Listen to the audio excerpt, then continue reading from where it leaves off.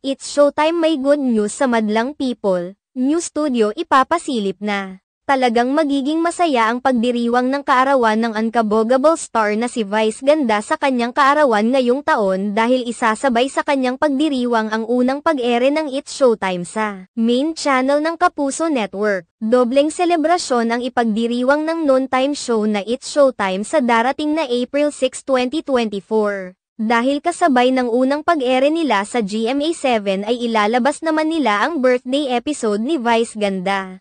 Talagang magiging bongga ang pasabog ng mga hosts ng show para sa nasabing episode. Sa katunayan, ngayon pa lamang ay pinaghahandaan na ito ng mga hosts. Tila lalampasan nila ang bonggang first episode ng It's Showtime sa GTV kung saan sumakay pa sa chopper si Vice Ganda mula ABS-CBN hanggang GMA Network. Hinala naman ng ilang mga netizens na sa mismong studio ng GMA7 magaganap ang first episode ng nasabing show para na rin ay welcome muli ang mga It's Showtime hosts sa GMA Network. Samantala, inaabangan naman ngayon ng marami kung sino ang kapuso artists na makakasama ni na Vice Ganda sa unang episode ng kanilang show. Sa kabilang banda, may mga usap-usapang sa kaparehong petsa ay silang sa pinag-uusap ang segment ng It's Showtime na Especially For You ang rumored couple na sina Paolo Avellino at Kim Chiu. Hindi pa naman sigurado kung makakasama ba ang aktor na si Sian Lim sa nasabing segment o sina Kim Chiu at Paolo lamang.